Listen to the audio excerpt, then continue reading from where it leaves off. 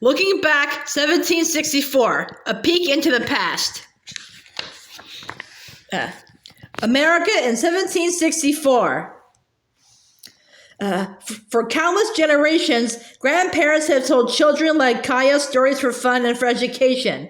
Through stories about a character named Coyote as well as other animals, Nimipu children learn about the world around them, how to behave and how not to behave, and the traditions and history of their people. Elders told children the following story to explain how Nimipu believed they and other people came to be. According to legend, long before there were any humans on the earth, the animals could talk and they acted like people. One day, a greedy monster came along and started eating everything in its path. Coyote is an important character in hundreds of legends.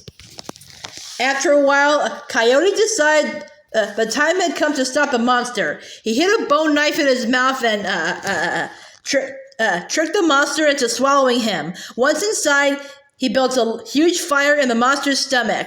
Then he used his knife to cut out the monster's heart. The monster died, and all the animals he had swallowed escaped. Coyote cut the monster into pieces and flung them to the four winds. Wherever a piece landed, a group of humans was born. Each group had its own strength and characteristics. After all the pieces of the monster had been scattered, Fox pointed out that Coyote had not put any humans in the beautiful spot where he and Coyote were standing. So Coyote sprinkled some blood from the monster's heart onto the ground. From the monster's lifeblood sprang the last group of humans, Nimipu, which means the people.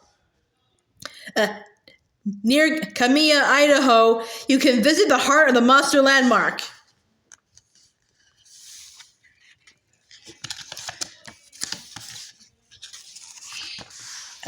Nez Perce homeland. In the 1750s, the Nez Perce's territory, shown on the map in red, covered about 27,000 square miles of modern-day Idaho, Washington, and Oregon. Today, Nimipu are known as the Nez Perce, which is French for pierced nose. Early white explorers, including French fur trappers, mistakenly believed that all Nez Perce wore shells through their noses and gave them that name. In Kaya's time, Nez Perce people lived in the forested mountains, grassy hills and prairies, and steep canyons of present-day Idaho, Washington, and Oregon. They visited, married, and occasionally fought with their many neighbors, including Coeur d'Alene and Spokanes to the northeast, Appaloosas, Umatillas, Yakimas, and Cayusas to the west and northwest, and Shoshone to the south. Salmon and other fish made up a large part of the Nez Perce's diet. Some salmon were as big as a small child. Nez Perce's travel with the seasons throughout this vast territory to gather food and to hunt and fish. They traveled outside of their homeland as well.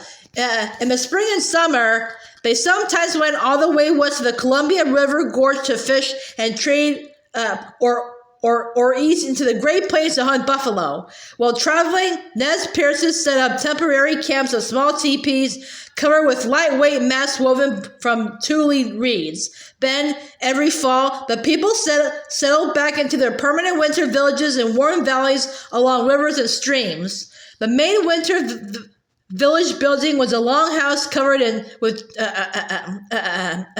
tule mats. Longhouses could be more than 100 feet long and house more than 20 families. Several extended families, parents, grandparents, aunts, uncles, cousins, lived together in each longhouse. Nez Perce children spend much of their time with grandparents and with siblings and cousins, all of whom they thought of as brothers and sisters. Women gathered tule reeds, which they dried and then wove into mats to cover their lodgings. Boys and girls were taught to behave respectfully and responsibly, but when one child disobeyed or misbehaved, the entire group might be switched by an elder called the whip man or whip woman. The children learned, as Kaya did, that what one person does affects the safety and well-being of everyone. Nez Perce called their creator Hanya Wat. They believe that everything he created, the earth, the sky, the seas, and rivers,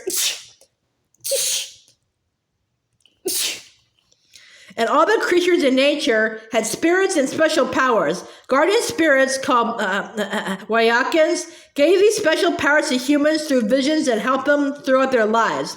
Some Nez Perces also had visions that their way of life would one day change, and they were right. The first sign of change was a horse. Spanish explorers brought horses to the Americas in the 1500s. 200 years later, the Nez Perces traded for their first horses, perhaps with the Shojo-Skip Indians to the south. Nez Perces quickly became excellent horsemen and horsewomen. Small groups of women rode for days to gather food for their families and village. Horses made this important job faster and easier. They knew how to breed the animals to produce stronger and swifter horses. Among the Nez Perce's herds were spotted horses, which are known today as Appaloosas. Nez Perces could travel farther and faster on horseback. As they met and traded with new people, they learned new ways of doing things. Goods such as beads and blankets from Europe began to trickle to the Nez Perces before they even saw a white person. And so did something deadlier. Disease brought to America by whites wiped out entire Indian villages. Thousands of Indians, like Kaya's grandmother, Ala, sickened from diseases like smallpox, and many died. Most Nez Perces saw their first white people in the fall of 1805, when Kaya would have been 50 years old. That's when the men of the Lewis and Clark expedition stumbled out of the Bitterroot Mountains and into a Nez Perce camp. The explorers were starving and freezing, and the Nez Perces befriended them, took care of them, and helped them resume their journey. In later years, white missionaries and settlers came to Nez Perce country and were treated kindly too. Lewis and Clark kept detailed notes of all they saw in their long journey, including their first glimpse of a Nez Perce camp. Despite the friendliness Nez Perces showed to whites, the United States government took away most of the Nez Perces' homeland in the mid-1800s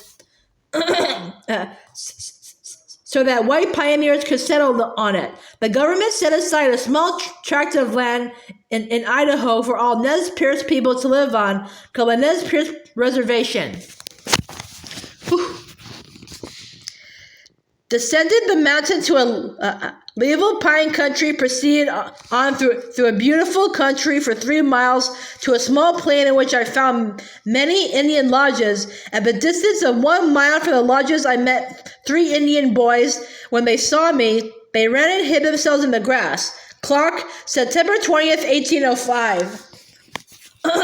The U.S. government tried to force Indians on reservations to assimilate, to give up their traditional ways and live like white people. Children were put into missionary schools to learn English and were punished if they spoke their own language. The reservation land was divided up into small parcels and given to individual Indians instead of being shared by all. The government expected Indians to make a living by farming instead of hunting and gathering their food.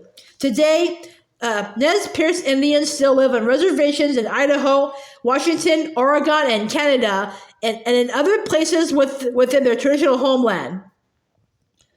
Beige, original Nez Perce homeland. Brown, present Nez Perce reservation. Jade green, Confederated tribes of the Umatilla Indian Reservation. Mauve, Confederated tribes of the Colville Reservation. Lavender, Pagan Indian Reserve. On reservations in the mid-1800s, Nez Perces began to give up their buckskin clothing and wear cotton and wool just like white people. Others lived throughout the country and around the world. Nez Perce children, like children everywhere, attend school, participate in sports, and play computer games. But many also learn the Nez Perce language, dance in powwows, and play traditional Indian games. The Nez Perce people look back on their history with pride, and they look toward their future with confidence. Nez Perce children today embrace both cultures, modern and traditional.